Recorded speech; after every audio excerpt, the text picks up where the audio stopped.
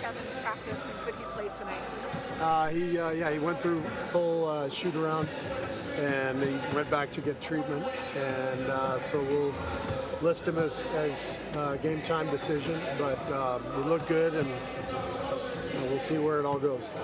So, what is the likelihood that he'll be playing tonight? Excuse me? What is the likelihood that he could be playing tonight?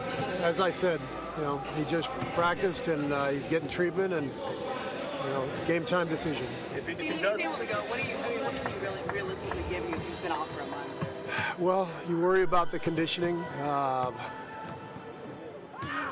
The skill obviously is undeniable, and he's a guy who can get his shot off anytime he wants. So, he's been in similar situations with us where he's had long layoffs, and he's Kevin Durant. So, if we have him out there, he'll be a threat. We know that. How much do you guys need? Just like clarity, like if your team, they need clarity on whether he's going to play or not. Well, I mean, this is just the way it goes.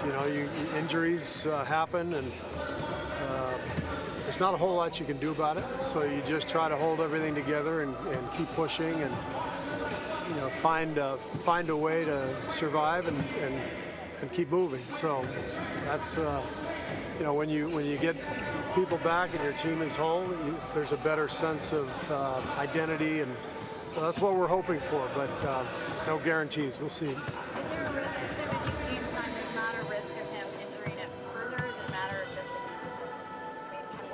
It's just how he feels, how the training staff feels. So, Steve, do you think all the scrutiny on Kevin's injury over this last month has worn on him at all mentally? I don't know. I mean, I think the hardest thing is just not being able to play. I think the scrutiny is something we're all used to, and he's used to.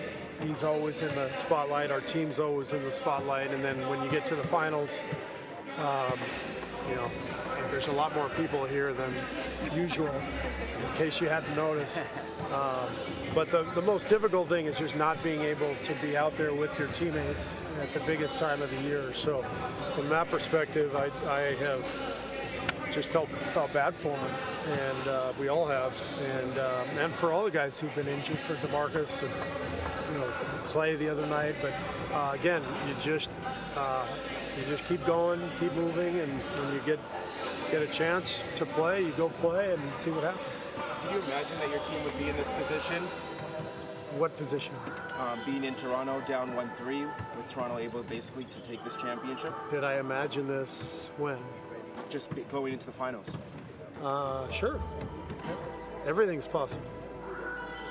Steve, is this how do you handle this just internally with the team? Like, everybody sees him working out, right? Like they know more of what's going on than any of the world, right? When we talk about scrutiny and stuff. They, meaning the players? Players, yeah.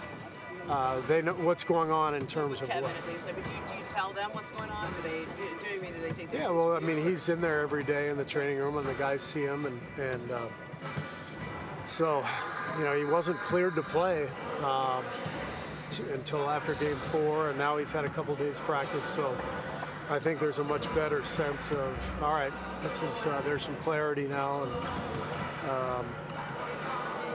but it's been frustrating, and we talked about it when the injury occurred. Pretty vague, a lot of gray area.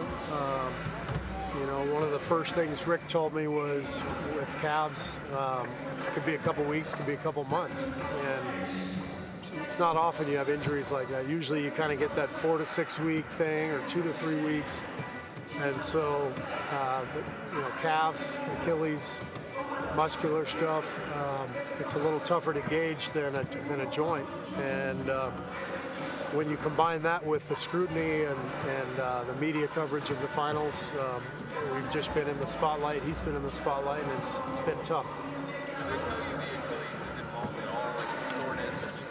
Three-time NBA champ Bruce Bowen joining us now on SportsCenter. You listened to Steve Kerr. What was your major takeaway from that? My biggest takeaway is that there's so much uncertainty I mean, you talk about a player and his ability as far as being a go-to guy that's been out for a month. Steve spoke about conditioning. I think about the fact that you haven't had that rhythm of playing against guys going up and down the floor, because during the course of the finals, you're not practicing like you used to practice for 2 hours or an hour and a half. It's more about getting guys into certain spots, trying to combat what your opponent's doing, and there's no way he could prepare for the length of Toronto and what they're doing as far as when they need to have defensive rotations. We saw a video of Kevin Durant walking to the court, and David said he was on the floor for about 30 minutes with the younger guys. Sounds like it. Then he got on the bus, so he's already gone from the arena. 30 minutes on the court after all this. What does that say to you? It's nothing as far as exciting, like, hey, he's going to be back. He's doing things on the floor. You know, one of the things when a player does come back from injury, they want to show that they're back and ready to go. I think there's a lot of cat and mouse going on right now, and rightfully so. Head coach don't want to tell you that his top player is not going to play, or he's not going to give you the goods on what's really going on as far as his top player is concerned. He wants to hide those things because he doesn't want to give leverage to Toronto, being in Toronto. So I understand the cat and mouse there, but at the same time, I'm looking at this and I'm saying from a player's perspective, why isn't he on the floor shooting with everybody else if he's going to go today? It's going to be a fascinating night. You got the entirety of Canada looking for a championship, and now here comes a two-time Finals MVP, Kevin Durant, maybe to save the day. We'll see how this plays out.